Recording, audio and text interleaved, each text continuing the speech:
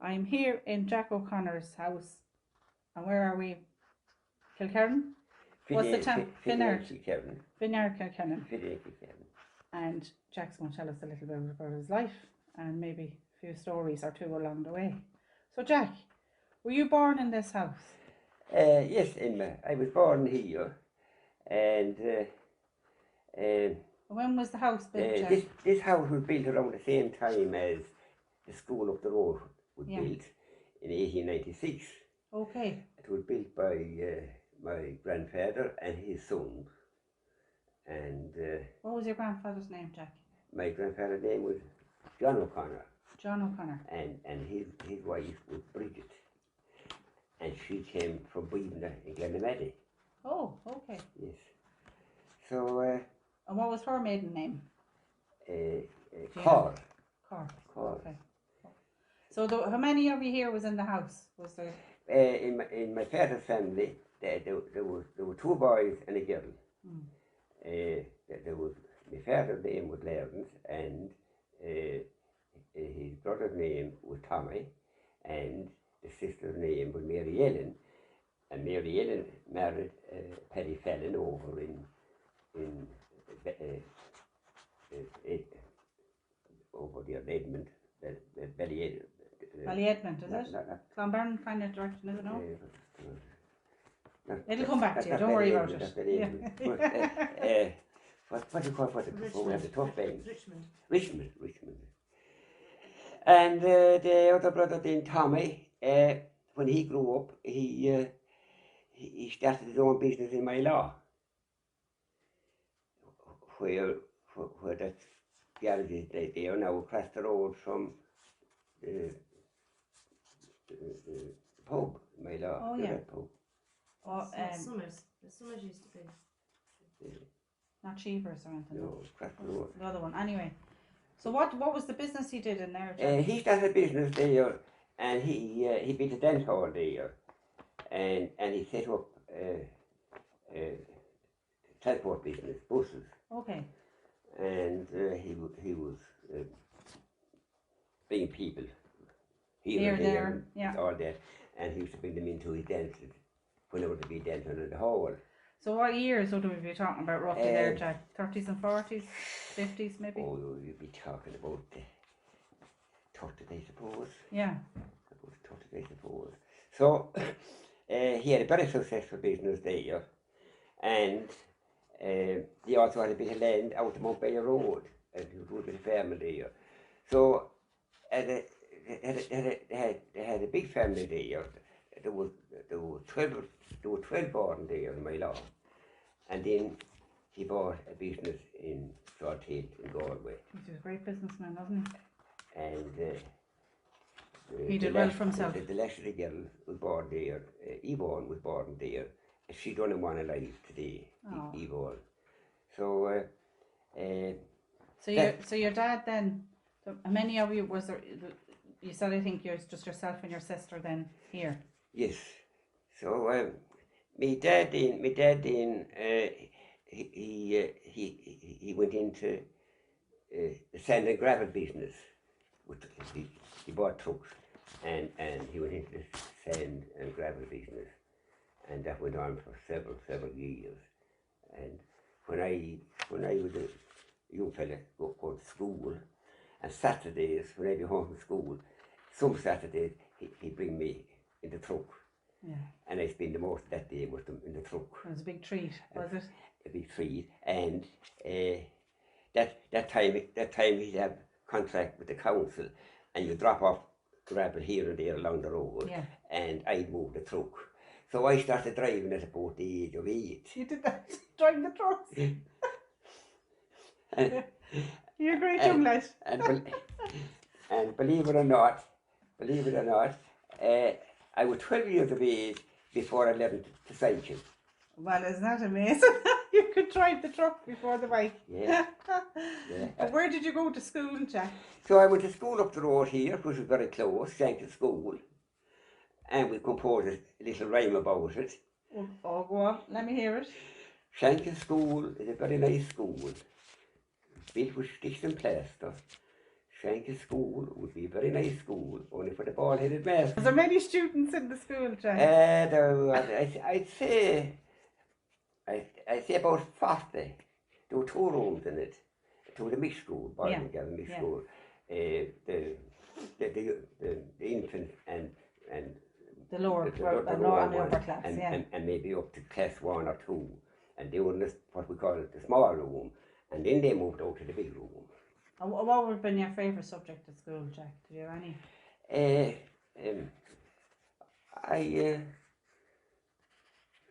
How would you call it? Making up things. Sums, what? Yeah. Arithmetic. You love the maths? I did, yes. It's not amazing. I did. Normally people, that's the worst subject to hate, maths. Yeah, you were good at the maths? Yeah, there was one thing now I wasn't that gone in, was Gaelic. Yeah. And our teacher, he was a Connemara man, and he was very much into Gaelic. So he's very strict. Yeah. So. And all your fathers and everything had to be in the right spot. And he always had a cane in the press. That time the teachers could use the canes. And if you stepped out of order or anything, you got to put out your hand and you got your few slaps. And you said, thank you, master. So Mum stayed at home here most of the time, I'd say. And would she have helped on the farm, or? Oh, Mom, yes. She worked hard. Mom used to do the most of the farm work here for you. Yeah. Because she came from a farm background. And of course, Dad was on the road the most time. Yeah, he was gone. With the trucks. Yeah. Now, well, before that, I go back now, before that. Yeah. Going back now, long time before that, when the grandfather was alive, they bought an American truck. I think it was a Comer, but it was an American truck anyway. And at that time, there was what they call solid wheels. There wasn't pump wheels like we have nowadays. They were solid, and he used to draw petrol from Dublin to the west in barrels. And that truck would only do 12 miles an hour. That was a long draw. And the roads were so bad that time, he'd bring some gravel with him going in the morning, and he'd fill the bed. There was bed holes on the way, he'd fill the bed holes. On the way? On the way. He's double jobbing. So, is that amazing? So he's probably getting paid to do that while he was going down to the road? No, for the roads. Just to help out? He didn't want to get stuck. The road was so bad that time. Yeah. You could get stuck. So he was minding himself. There'd be some weight though on that truck coming back. Oh, there'd be some weight. Oh, this was a massive truck now. This was massive. And all solid wheels. Yeah. Solid wheels. And would all your friends, Jack, be mad to get up on the truck, would she? Huh? There wouldn't be too many trucks around that time. Ah, there'd be a queue of lads, no? There'd be very few. I think there was another businessman from Dunmore. I can't think of his name at the minute. He was only one from the west of Ireland. Yeah, so all the little lads in school would be mad to get a go on the truck, were they? When they'd would. see you coming on it. And the time then, as I don't know how long he was at that, but when he gave up that then, he went into the sand and gravel business.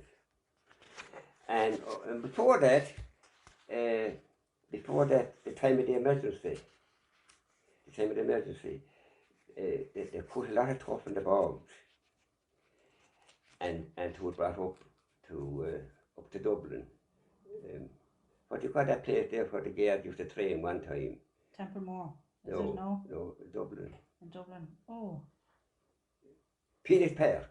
Oh, was it Penis Park? Penis Park. Yeah.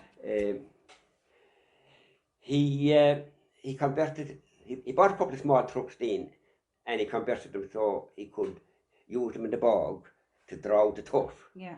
And then he had a bigger truck that he could draw the tuff to Dublin. And there was I think it must be the same man from Dunmore that went drawing the tuff to Dublin. And they drew that tuff it was only half dry, I ought to have them saying, it was only half dry up to the Phoenix Park in Dublin, and it was pile and pile there in the Phoenix Park in Dublin. Imagine. During the emergency. Now, on the way into Dublin, I don't know, someplace outside Dublin, there was a big hill, and there was a couple of big trees, both sides of the big hill. And the Dublin jackins used to come out, and they'd go up on the trees, and you see the trucks would be climbing the hill slowly. They'd jump down onto the truck, and they started throwing off a few seeds. Bring them home. They're so poor, the creatures, I'd say. They had other boys with bags to bag them up. Oh, the poor little devils. And by the time the truck thing would get up speed, they'd jump off the truck. Wow, isn't it amazing? Ah, the poor little puddings. So they must be bringing it home to Mammy, like, so they can home to Mammy and Daddy. To try and get the fire going. That's what he was at during the emergency, and then he went in the sand and gravel business, and so you told me too, Jack, you had the ballroom or romance here he built.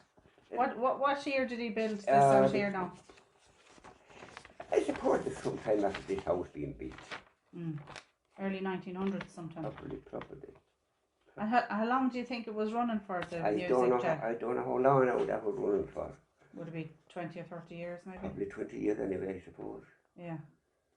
20 years. And they'd come from everywhere to go to the dance here in that building. And that's what they used to come to dance. And so the dance at that time, they used to go on at 3 or 4 o'clock in the morning. And you said they'd come in and have a cup of tea?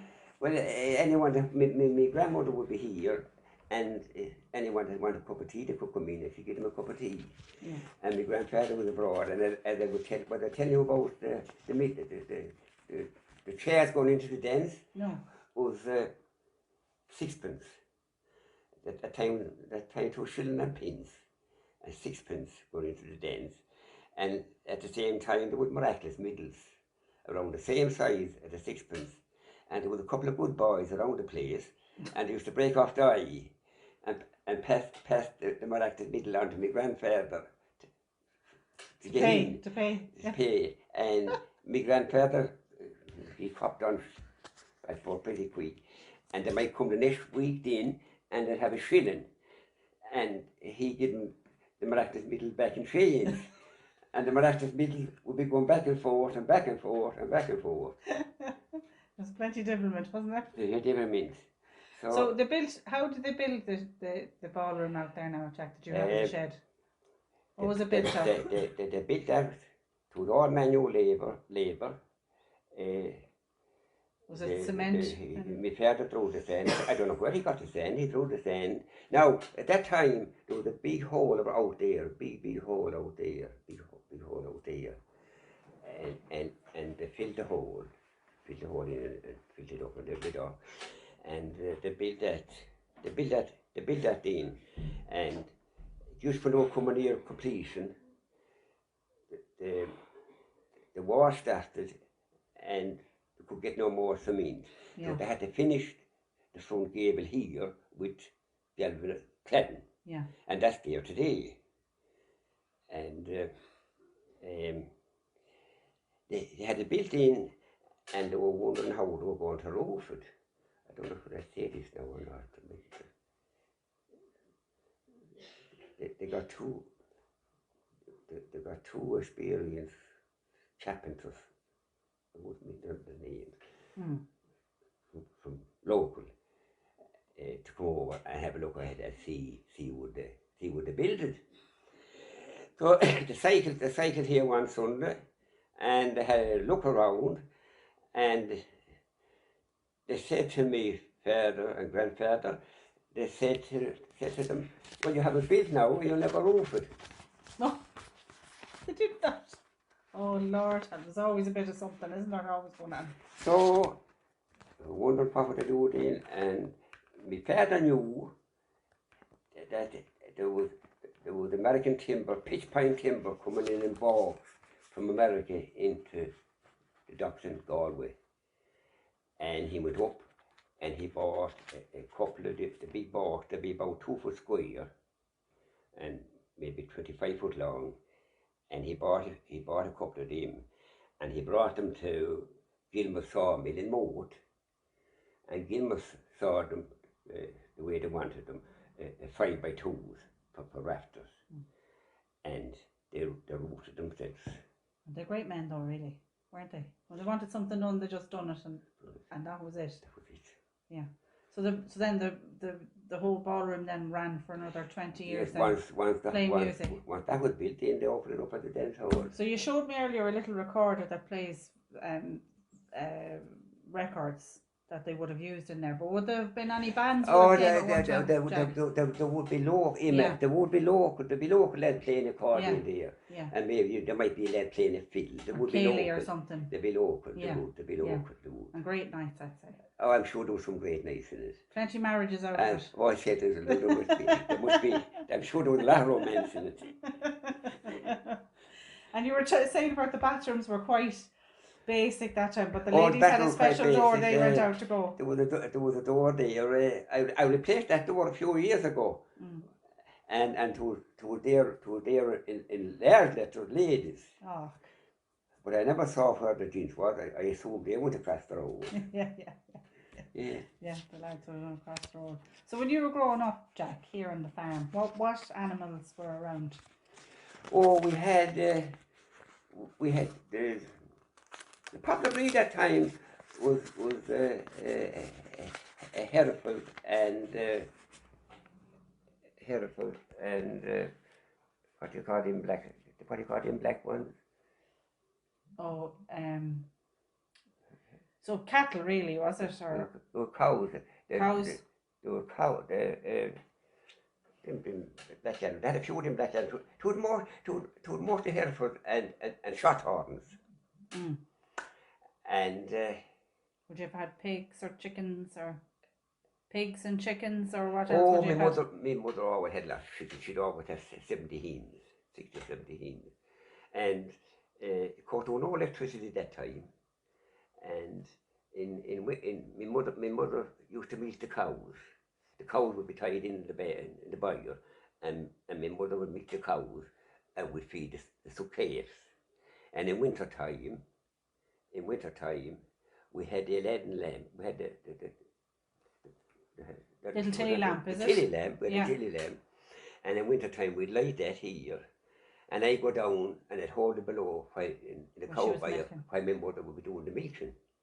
It was harsh enough now for winter time, wasn't it, going down there? I remember many a night going out the back there, and there'd be a big storm on, and next thing the light would go out, you'd have to come back in again. And light it again. And were you very small that time, Jack? I suppose that time I'd be 10 or 12, I suppose. Yeah, coming up to teenage years, maybe. 10 or 12, yeah. And what jobbings now would you have had to do around the house, Jack? Well, that time now, I'd be busy. Yeah. Well, I wouldn't have too much to do in the morning before I went to school. I always had the advantage I hadn't had to go to school. It was only up the road a couple of 100 years. It's just when you came home in the evening after the dinner. But when I came home, particularly in winter time, I came home in winter time, I'd have to muck out all the cow byres and put in all their feed for the night, put in all their hay, put in a bit of straw, and well, you had to mind your animals, didn't you, really? Because your animals were how you lived and survived, so you needed them. Oh, yeah. But one thing about the animals that time, they were so quiet. Yeah. They were so quiet that time, the animals were so quiet. And I think, I don't remember much bringing the animals in the evening. I think my mother used to do that. She'd bring the animals in the evening and tie them in for the night. Of course, in summertime, they'd be only brought in for milking and they'd let off out to get out to fair them. Yeah. And you've a great love of, I suppose, vintage, the heritage. So would that have all stemmed from growing up here on the farm? It would. A lot of it. It always would. Yes, I have a great interest in animals. You know, I would. I would, yes. And your vintage tractors? And I was never in Dublin then. And you know, there was all the talk Dublin because they were all my people were going up and down to Dublin and that. but I was never in Dublin. And for my 14th birthday, my father brought me to Dublin. Wow. So you never really left the county, Jack, until you were 40? 14. 14? 14. I was thinking. 14. So that must have looked like a whole new world to you Oh, at it's a 14. whole new world. Dublin, Dublin. It must have seemed so busy. Dublin. So what year are you talking there, Jack, now when you were about 14? In the 50s? Yeah, around that, yeah. In the 50s, 1950s. Yeah, so it's busy enough even that time, going up and down O'Connell Street and that, you know. And around the same time then, we had no horses here. My father used to get people in to do tillage work. Yeah. And when I was 14, he bought a brand new tractor, and it was an Algier. It was a German tractor, an Algier, and it was 22 horsepower, and it was the model was 20 AP22. That was the model of it, the Algier, to the twin cylinder. A good tractor out there to diesel, like diesel was only coming in that time. And what did that feel like to you, Jack, when Oh, you seen the tractor? so that was top of the world. And as far as I know, the price of that tractor at that time was £648. A lot of money. Which would be a lot of money at that time. A lot of money. So it would be a lot of money at that time. So I finished going to school then. And at 14 roughly, yes, Jack, was it? Yes. I had enough lessons. And I tell you, Emma, I learned a whole lot since I left school. Even more. So about a year later then, I started doing work for my neighbours, ploughing and mowing. Oh yes, and at that time my father bought a mower, and he bought a 2 for a plough. And I know the prices. The brand new 2 for a plough, Pierce 2 for a plough, was a land wheel on it, and that was £84. So well, it's no wonder you've been interested in the vintage. When these things came to you at such a young lad, they must have looked like gold. Oh, indeed. Yeah. So that's where all the interest comes from. And I spent quite a few years then out in hire. And at that time now, Emma, there was no comfortable seats or anything. All you had that time was iron seat, and you might have a manure bag that you sit on. Yeah. And you'd be sitting in that all day long. So you'd be sore when you go home. You'd be sore and you'd be tired. So but you have your lovely handmade cushion now. That's the comfort I have nowadays. Yeah. Comfort I have now. But you brought down your own little cushion down to the... Oh, I have that, yes. Yeah, that's a great joke. I have that. Yeah. Then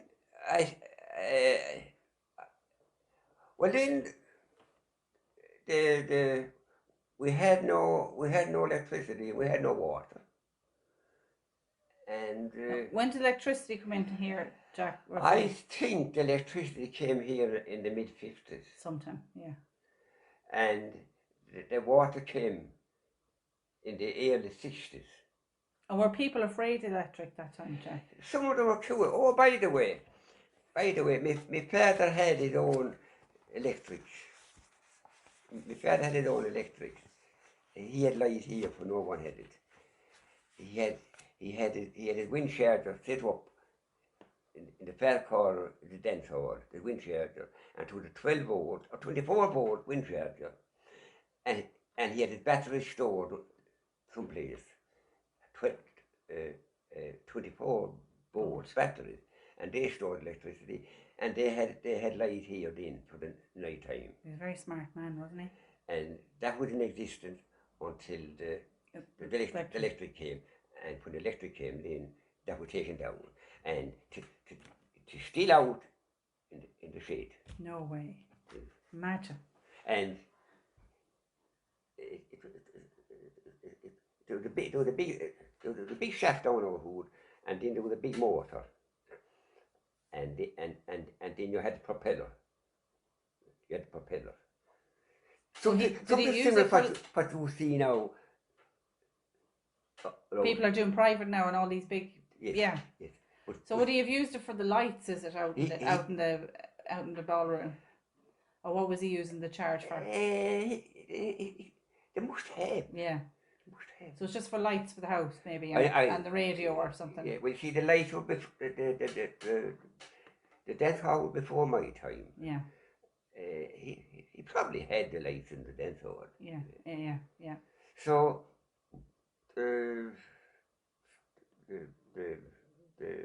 So what did you work at most of your life? Was farming, Jack? Was it?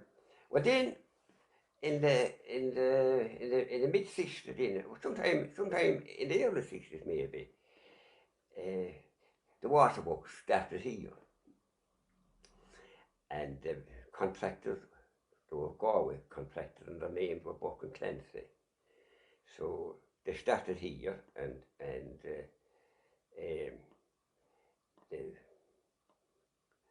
they took on several men. You included? Well, several labourers. Yeah. And there'd be a few times then they'd ask me with the tractor and trailer to move soil or whatever. And I'd be well paid for it.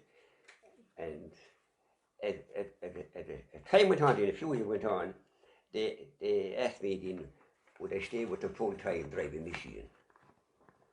So that's what you done. I said I would. And of course my father now with a good health and everything that time, and the mother was good health and everything. So I started off with them. I started off here, they had 2 machines. And they'd always Buck and Clancy. They were a decent company, I must say. Every year they'd go up to the spring show in Dublin, and they'd buy 2 new something. They'd buy one year they went up and they bought 2 new diggers, Preachman Wolves with the name of them. Another year they went up and they bought 2 new dumpers. Another year they went up and they bought 2 new compressors. They'd always buy 2 something. Well, they had a big contract had to keep the machines right, yes. Really, hadn't they?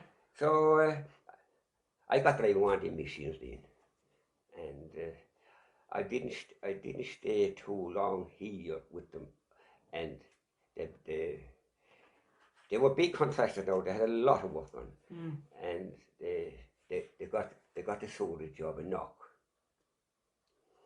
and I went down with the machine in Knock, and the other lad was here when they were finished here, but with extension and extension. This started as a small scheme, and it ended up at 72 miles. Oh gosh, that's long. So would you have worked with them for long now, Jack? I stayed with them for about 12 years. I travelled, worked with them all over Ireland, all over Ireland, most counties. Yeah. Was that was the first place I made a move, and a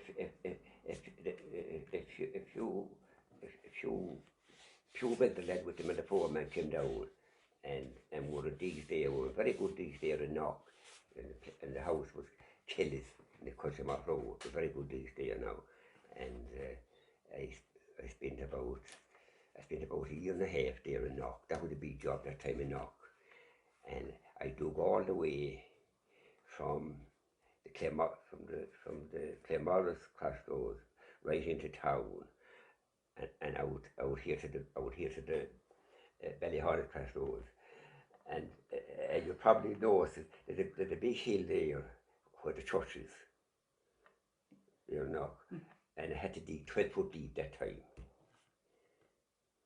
to get the levels. Jeannie Mac. So I went on then. I went up into. They moved me up into the far end of Donegal. What's the name of that place? Like Mellon? No. The other part? Right. Burton Port? Pelchara. Balcara. You couldn't go You're much, well up. you couldn't go much further. No. And Were you long up there now in Donegal? I spent about, I suppose, maybe a year. Did not, did you? I did. And then... And how do you find the Donegal people now? It had enough understanding. Yeah. And Falcara the Gaelic place. Yes. Falcara the Gaelic place. You wouldn't know what to be saying. So you struggled a little bit up there. Yes, Would you have found it lonely now when you're I on know, your own, I Jack? there was a few of the regular lads. The boys were good company, were they? Yeah, there was a few of the regular lads, which was the truth. That was all right. But that time... That's what you had to do. That time, it was a 5.5 day week, 52 hours week. That's what it was that time. 52 hours. 52 hour week, that's what it was, yes. And that was just a set wage then? You know, there was no such thing as going into overtime or anything. You just had your set wage at 52. There might be a bit of overtime. There might be a bit of overtime. You got well paid for the overtime. Yeah. And our accommodation was paid for. Yeah. All right, so that wasn't too bad. Oh, it wasn't too bad. Yeah. We were having a good time, and we saw the country. Were you going to the dances up there, Jack? We would be going to dances, and we went to dances in Blow and Knock. Are you up in Divilment, were you? Plenty of Divilment. And I was transferred in from that place to Boylan, Rathcommon. Yeah. I spent a good while in Boylan, Rathcommon, a lot of rock in Boylan, Rathcommon. Spent a good while there. It was hard digging. And then down to Sligo. And where is it was all over the place. Yeah. And would you have got home often, Jack, now? Oh, yeah. Well, that time then, I had no transport that time. Oh, yeah, I had no transport that time. And then they got a big job in Letterkenny. Big sort of job in Letterkenny. And myself and another Michigan driver, we were transferred to Letterkenny. And I had no transport. And he had an old prefect. And he used to go home most weekend. Your weekend now was very short. You worked Saturday, Saturday. Yeah. And while I was in Letterkenny, I wasn't too long in Letterkenny, and there was a bakery there called Laskin's. Oh, before that now. Oh, before that. Oh, yes. When I went to Knock, my father bought me an old 3-bed chair. Yeah. And I had that. And I went down into Letterkenny, and these Laskin fellas, they had an auction to sell, and I liked auction. They were a very good chair, nice comfy chair auction. So I bought the auction off them. And that time now, you would buy a fairly good second-hand chair that time for And you'd 50 or 60 pounds. Yeah, and you'd keep it running. And you keep it running. So I had a few washes in after that. I liked that. So it made it easier then to get home then for a night or two if you could. I used to come home then from Letterkenny every second week, and I help out here in the fair. Yeah. And then what you call it down there in Roscoe, had another job there then, and outside Roscommon, out by the country. Yeah. They had another job there, and you're nearer home then. To the time of saving the hay now, I used to come home in the evening. I'd mow one evening, the next evening I turn it, and the next evening I turn it, and maybe turn it again, and then maybe after finishing work Saturday, we come home, we tramp it, and then maybe some Sunday then we bring it in. It's constant. Okay. But so they were relying on you because it was only yourself and your sister, really, wasn't it, Jack? So they were relying on you. But by the way, then, I left that part out. Then my sister was here then, and she was helping out. She was helping my mother here in the fair, and she decided then that she'd go to England. For work. And she do little or no work in time. No, a lot of the women went. If it wasn't America, they went to England for factory jobs. A lot of them went to America. Yeah, an awful lot of them. So there was no work around. But you were saying there earlier on, I said you have a nice forge gate out there, and you said to me that, was it your mother's sister said she's very lucky to come down here? yes, oh yes, I was at this. She was coming down here to be married. I was at that party, the Nyland reunion. Yeah. In that's over in Mullaghmore. Mullaghmore. Yeah. And I was invited to that party, and that evening, this fella happened to sit down beside me, and we started talking, and his mother came up Monavay country, near enough to where my mother came from, and he said he often had his mother saying that my mother was a lucky woman to marry into a place where there was 7 forged gates. So there must be an old yarn about having 7 forged gates on the farm. But look, you see, that time there wouldn't be many forged gates that time. To be old wooden gates, yeah, and maybe a couple of bushes. Because they cost a few bob to have them. They cost a few bob. Yeah. Yeah. But there must be something about the lucky 7 then. And I have some of them yet. I must take a few pictures of them now. Yes, do you know who made any of them, Jack? Huh? Do you know who made any of the gates? I do.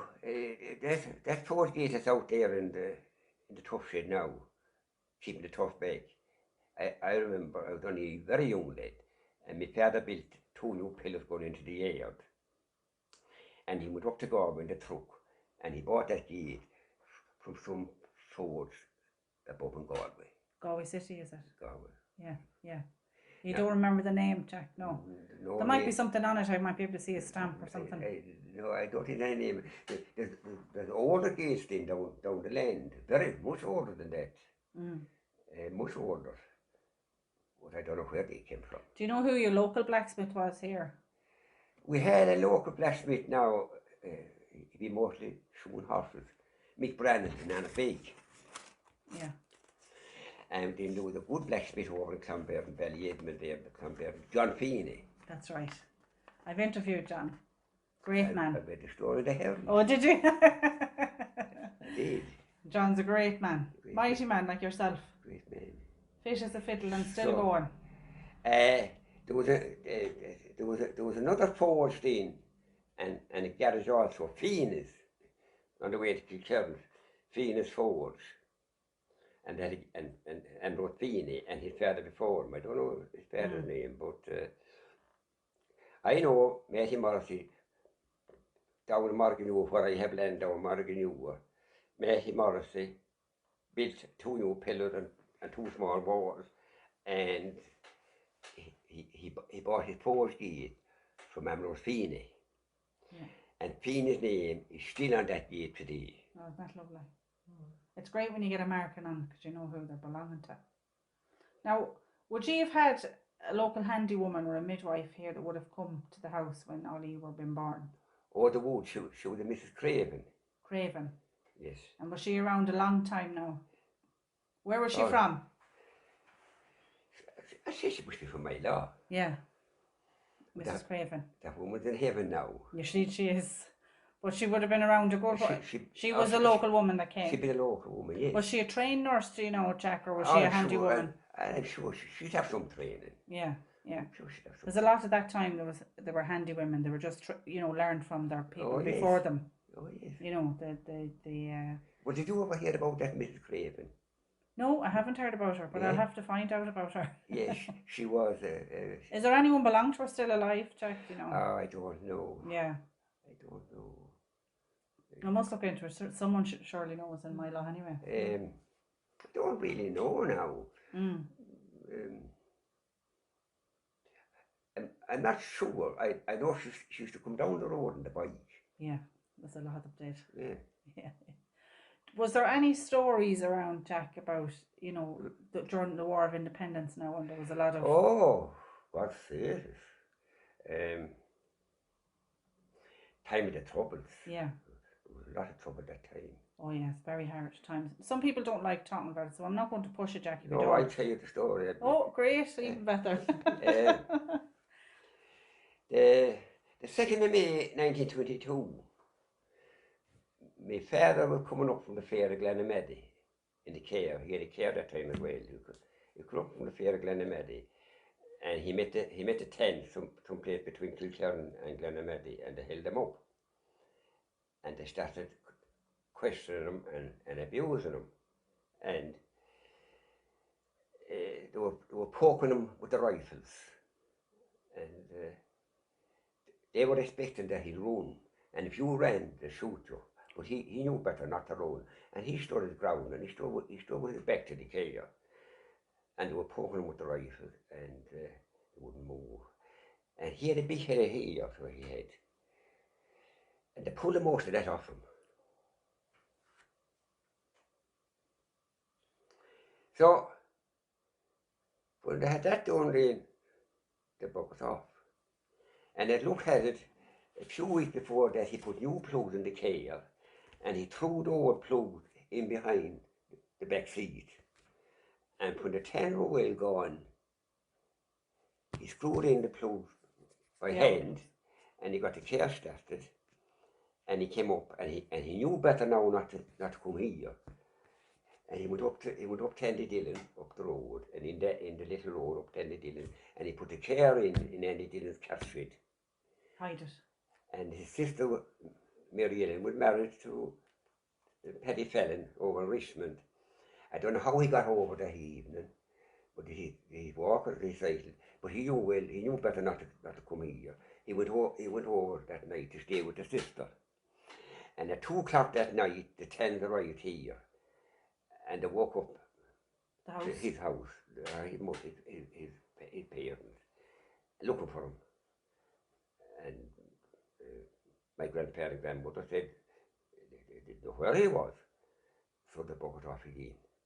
And there'd be the occasional time. He wasn't involved in the IRA as such, but he had transport at that time. Yeah, so they were watching him because he had transport. And he used to be carrying messages for them, for the IRA. He'd be doing messages for them, because he'd be going all over the place. Be a runner for them. Yeah. For them. So they knew well he was involved, like. So I mean, would it took him a long time to recover from that alone, getting his hair cut out? It must have taken a long time. Well, they awful brave though, the way they stood up to them. Well, he knew better not to run. If you ran, you were finished. But the fear. Sure. There was a man down here in Kilkerran, the poor fella, and he was deaf and dumb. And the policy at that time they had was, if they met you, or that was halt. That's what they always say, halt. And you were supposed to, if they commanded halt, you were supposed to stop. But the poor man down in Kilkerran, he had no hearing, and he didn't hear them. And they shot him going down the town. And there was another man over on the way to Dunmore. What do you call that bridge on the way to Dunmore? I don't know it now, Jack. This side, that bridge. There was an awful lot of activity on bridges anyway, wasn't there, with them? Really? I think the name of that place. But they shot that poor man, and they put him a half mile down the road behind out the amount trucks they had, they called them crossless. And the head stores there still today for that man. Oh God, help him. Yeah. You know the creamery in Clonberne, you do? The old creamery. And on the Dunmore Road, you go on Dunmore Road, you go around the bean, then you go up the hill, and just straight on top of the hill. That's what that happens. I must go and have a look for it. Yeah. And it was a warning, really, wasn't it, for others when they dragged them behind the machines like that? Could be. There was another man in here in Ireland, in Shankill, Andy, a fine athletic man, and very much into athletics, so he was. And they had an eye on him. But way up behind Andy's house, there was a river. Well, the Niall lived in a thatched house that time, and way up behind the river, behind the house was the river. And he had plenty of practice jumping the river. They were chasing him. One morning early, the Thames arrived looking for him, and the big open fires in the old test house. He went up the chimney, and the tenants came in, and the mother was there, and they were looking for him, and there was no one. After a while, one of the tenants said to the mother, "Why aren't you putting the fire down?" She said, "There's no need for the fire today." But then, in the meantime, Andy had gone up the chimney and come out on top, and he was above standing beside the chimney when the tent went out. And when he saw the tent out, he jumped down and he took off up the fields, and the tent took off after him. And of course, when Andy came to the river, there was no problem. He jumped the river.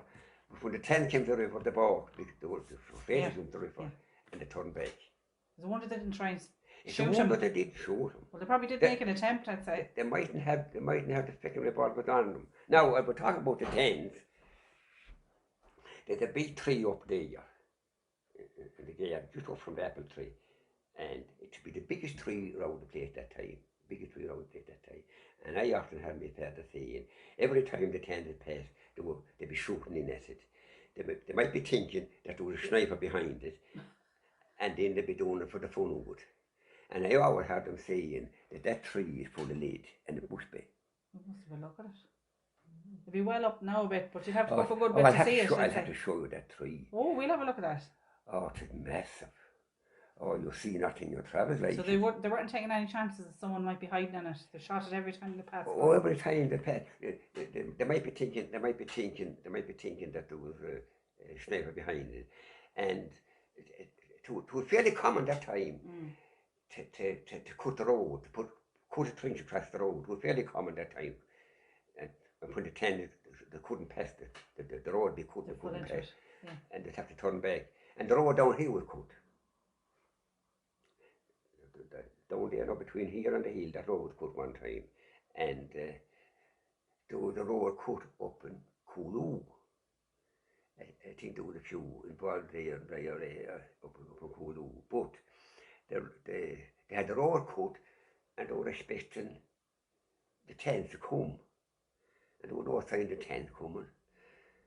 But there was a man in my law, and his name was Mylan. He had a shop in my law, and he had a car that time, which would be very rare. But he was an awful fast driver. Oh no. And here comes Mylan, and the road cut. Car into it. And he was going so fast that he went clean over it. No. He missed the whole thing.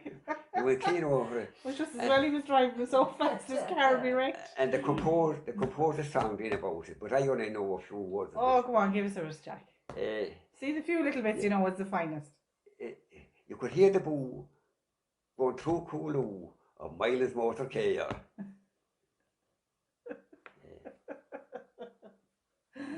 It'll come back to you more, but is it amazing they'd write a song about anthem? So what was your local pub here now? Was it always a good old spot to go to? There was always bit of banter. There was always three pubs in Kilkerran. When I was growing up, you had Turtles and you had Gleans. They were long established there, and the fair pub road outside the church was Cuddles was there in my time. Graded was there before that. That had changed hands several times now, so it had. And then you had the post office. See, Pettis, the post office, and they had a grocery shop there as well. And then the Pettis moved on, and Fina took over, and it was common enough that time when the premises would change hands, if the post office was in it, they'd move the post office out to some other place. Oh. So when Fina bought Pettis, they moved the post office across the road down the town to Smith's. Oh, right. And then Smith's gave up the post office, and Teresa Mannion then built the road house there, and they built the post office afterwards. And she ran it, and she retired, and that was in the post office in 2017. So would you have travelled into Galway? Well, I know your father travelled a lot now with the trucks, but say the likes of your mammy now or local people, that probably just once or twice a year they go into Galway for their bits of whatever it is they'll be looking for a day out. Oh, well, the travelling shop, we had two travelling shops. Yeah. We had John McHugh and we had Glenn's travelling shop every week. And my mother used to sell all day. She'd have baskets and baskets of eggs that she sent to Glenn's travelling shop. Yeah. And then you had a butcher that he come Saturday evening. Kyle, my lord, come Saturday evening with meat. And what would you do now, say, at Christmas time?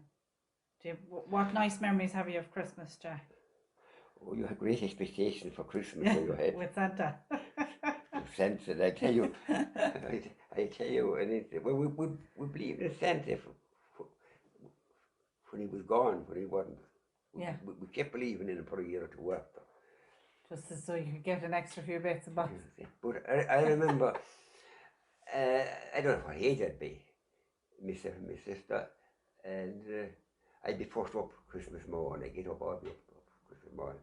But I suppose I'd be maybe 9 or 10 at the time. Mm. And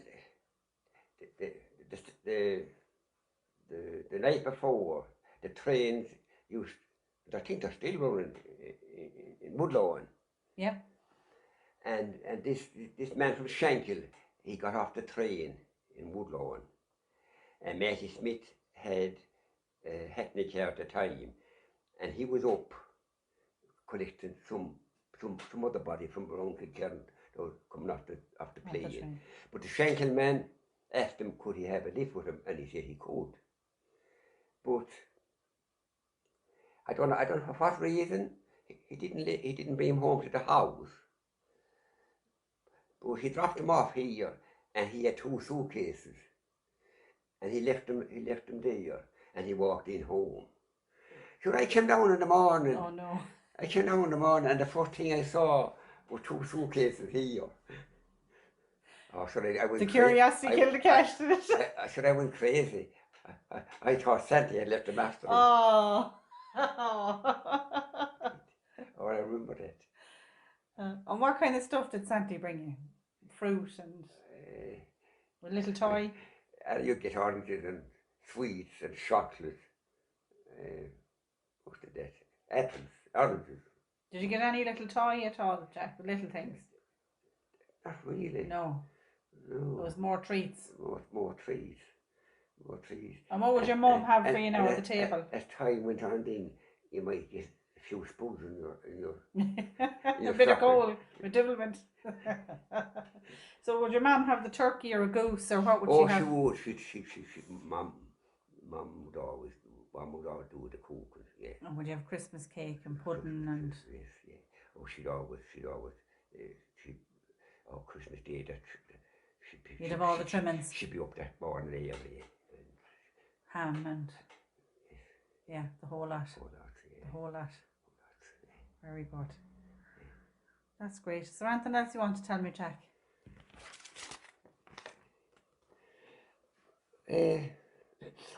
But then we started off in the spring work, ploughing and so you'd have full routine for the year. As I told you earlier on, my father didn't have any horse here, and he get somebody in. Yeah. And that time, more farmers, they had a good clayside horse, and 2 farmers would join up and help each other then. Yeah, help each other. Yeah. They load the horses and they do the work. But spring come in, and you got the ground ready, you got to cultivate it, you got it ready. And at that time, everyone doing a good lot of tillage that time. Everybody sowed near enough an acre of spuds and 3 or 4 acres of corn. Oh yeah, everyone that time. You had to feed yourselves. 3 or 4 acres of corn that time. And you'd sow the spring, and I remember one year there, Well, I had a tractor at the time, and I opened the drill with the tractor, and we put out the fairy manure, and I laid, when my mother was great, we had a big pit of potatoes across the road, and my mother should be out there, and she'd be getting what they call slipping, and she'd get all the seed ready, and They were great women, weren't they? and we loaded all the bags in on the trailer, and my dad carried the seed to me all day, and I laid a nature seed that day, and I closed the drill that evening with the tractor. But I tell you, I was a tired lad that night. I'd say it was easy to talk to you that night. So what was your least favourite job on the farm, Jack? Probably the spuds, I'd say. They were the hardest ones. My least favourite job. I never minded. I never minded. Doing any of it, yeah. I didn't really know. You enjoyed it? Oh, I enjoyed it. Then we went to spring sword in, we went to the bog, and we cleaned the tough bang, and we spent 2 weeks in the bog cutting the tough with the slee in. And then we had a tough cut when we sowed the turnips. We sowed a lot of turnips. And then when the turnips were sowed, the potatoes were coming up then, and you had to what we call scuff of the drill and hold between the stalks. Yeah. And they were molded up. And then when that was done, the turnips were up, and you had to tin out the turnips. That time there was no machine that time. Well, there was no right machine that time for putting down single seeds. You put down three or four seeds, and then when they be up, you lay the best one and you put other ones. Yeah. And we call that tin on the turnips. And then with that, then when that was done, you started haymaking. And then when the haymaking was done, you started saving the tuft in, turning the tuft and bringing it home. And the next thing then, you started cutting the corn. And that was a great step up then when I got me binder. And you're still at it today. And doing it as a vintage. It was a big step up that had to get the binder. I'd say it was. At that time now, a lot of people used to cut the corn with the side. Yeah. And then they had the 1-horse machine and the 2-horse machine. And I got my binder in, and my neighbour up the road, Amy Dillon, came with me driving the tractor. And we went out and we cut all over the place. But I remember one evening we were cutting down the ferry in the parish. We were cutting for a man down the ferry in the parish. And across the ditch in another field, there was a man and a woman cutting their corn. And the man was cutting with the side, and the woman was taking it out, and she was binding it. So after a while, the man came over across the ditch, and he said to us, when we were finished cutting for that man, will we cut his corn? Yes, someone cut with the side. Of course, we said we cut it for you. So we went back and we cut it for him. But I always think to him, and he's saying, he paid me. I always remember saying, if I knew I'd get me corn cut so handy, I'd have a lot more sowed. Oh, God love him. Poor Devon. But he said, I sow a lot more next year. Yeah. And what would you charge that time, roughly, per acre to cut it, Jack? He said, I sow a lot more next year. But I never saw that man since. Oh. I didn't. No, I never saw anything. 30 shillings an acre. Yeah. 30 shillings an acre. And a ball of twine with about 10 shillings. If you get all the twine blown from Tom Glen. But myself and Dylan, we cut acres and acres. And there's something, I know it's hard work, but there was something very peaceful watching you cut it down there the other evening in Mount Bellew. Just the way it was just going along nicely. And then you see the big machine beside you munching it up. You know, just it was gone in seconds. It was from the old to the new. Yeah, but it was just something really lovely about watching the traditional. Well, I must say, Emma, that was the nicest crop of corn that I ever put. It was lovely to watch you. Yeah. But to the nice crop of corn. What used to happen one time, people used to let it go too long. They used to leave it too long to go overripe and to start lodging, and the straw would get weak. Yeah. And to much harder on the binder. Yeah. Too much harder on the binder. And what people didn't understand was that corn will ripe 9 days in the stook after you're cutting it. So that corn that year was gallant. It was just spot on. It wasn't just ripe. Spot on. Spot on. And there was one place we loved cutting was the monastery below. The Franciscan monastery. They were into tillage in a big way. They had a lot of tillage, the monastery that time in Kilkerran. And they saw a lot of wheat. And wheat was a lovely crop to cut. Oh, wheat. To be something like those now that evening. You know, standing up straight and strong. Oh, it was lovely. And you were always guaranteed a good dinner in the monastery. You'd be well fed. Would you went into that monastery often now, or is the monastery still going, or is it closed now? There's no folks home there now. Is it? No folks home there now. When did they close up there, Jack? Now. Brother Bruno he was the farmer there at that time. Brother Bruno. Well, they've closed in the 70s. Probably closed in the 70s. Yeah. Oh, the Mount Bay lad were running for a long time. Franciscan. Yeah. Well, Mount Bay lad were running for a long time. And eventually closed up. And eventually closed it up. And I suppose the local farmer must buy the land down there. So Yeah. Must, yeah. And so do you have any photographs of your grandparents or your parents, Jack? Yeah. I must take some of them. Yeah. So we can see who the black and tans were after. Yeah. Do you want to see that tree? Oh, we will. We'll go out and have a look at it. I'll just knock this off. Do you remember anything about the travelling community coming down here, Jack? Oh, the travelling. We called them thinkers that time. Yeah. And the creatures, they be camped. Some of them would camp on the side of the road, this side is great crossroads, and more of them would camp in the Fidean road that goes into the land there. Oh, I remember them. Do you remember their names? Would there be wards? Rileys were very common. Riley was very common. That was very common, Riley. And they were all right people. There was one Riley man there. I think John was his name. He was a very talented tinsmith. Yeah.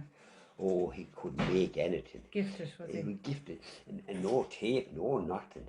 He'd measure out anything there and make it. Oh, he would. And what would they fix buckets for you here and stuff? The women then, during the day, they go round to the houses, what they call begging. And the women in the house will give them something. Yeah, milk or potatoes or butter, bread. They give them something. Potatoes. They give them. Then the husband would fix something that we wanted. And if then sometimes then the young lads might be with them, and they'd have saucepans and buckets and that sort of thing, selling them. Yeah. And you buy them. And did you ever see them? Did you ever see the Riley man making the stuff, Jack? The nearest I ever got, I was only a young lad now when they were around that time. Yeah. The nearest I ever got to them was there was a settled Riley family in Ballyhornis, and he used to go around to all the vintage shows and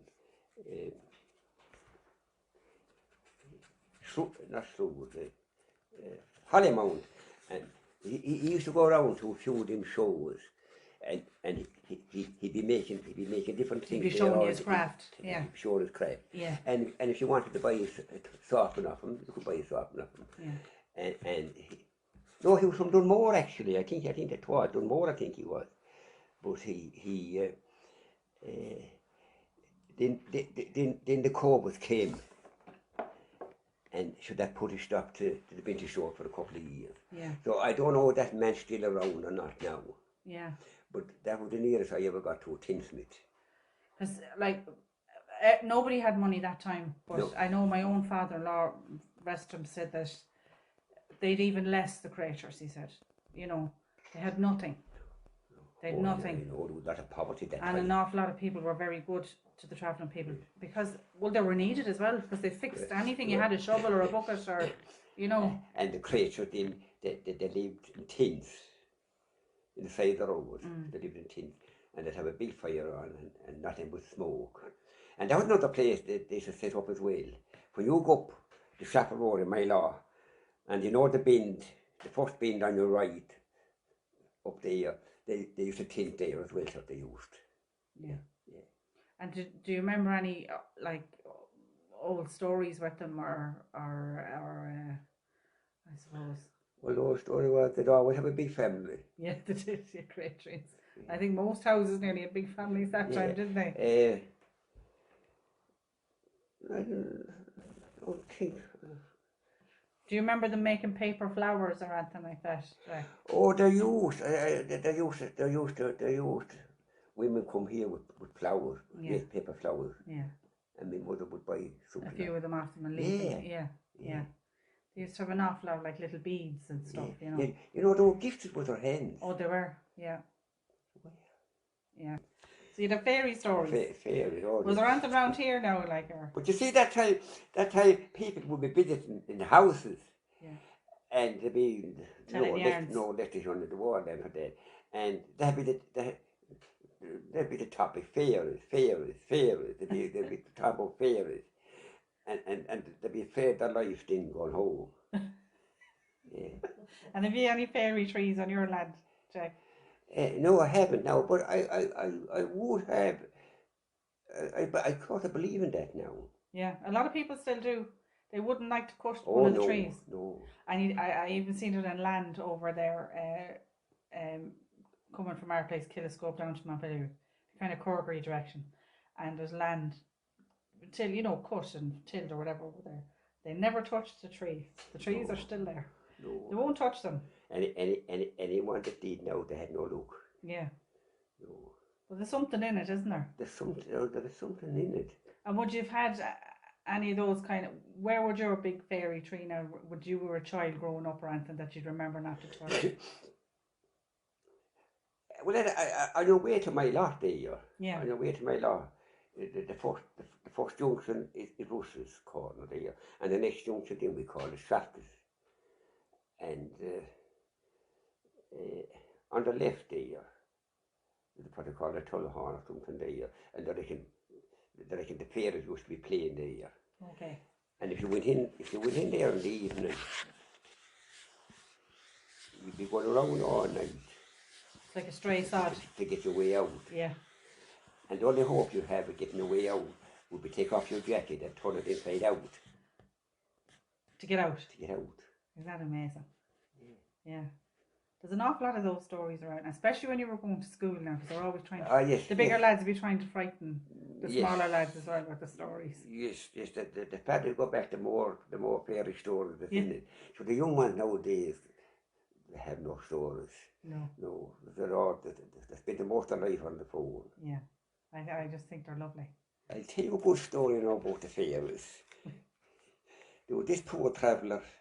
He was going along the road this bad evening, and he had no place to stay. And he went into this house. There was light on in the house, and he knocked at the door, and he asked the people, could he stay for the night? And they said they had no room for him. But they said, we have a house down the road. There's nobody living in it. You can stay there. We'll bring down a bag of turf. We'll put on a good fire for you, and you can stay there for the night. So I got down a bag of turf, put on the fire, and left them there. And after a while, your man took off his shoes, and he went up to bed. And he wasn't too long in bed when he could hear noise down the kitchen. And after a while, he could hear noise going up the stairs. And he could hear that there's no one here but me and you. there's no one here but me and you, and there's no one here but me and you, and the tramp jumped up anyway.